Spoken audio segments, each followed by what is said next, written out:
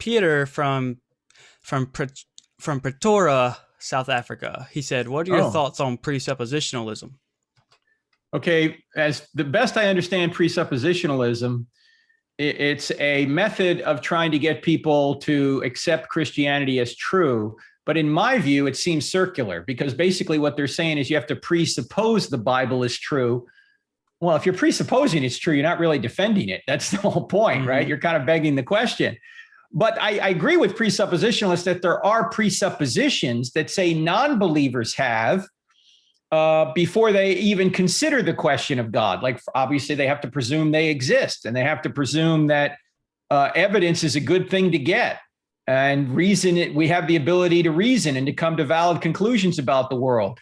And what I point out in my book, Stealing from God, is that assumptions like that or presuppositions like that can best be explained by God. For example, our ability to reason, the fact that we have the ability to discover truths outside of our own heads and draw conclusions about the real world out there, presupposes a mind that set this world up and set our minds up and enabled them to actually know truth about reality. If we're just molecules in motion, if we're just molecular machines, if we're just moist robots, why should we believe anything we think, right?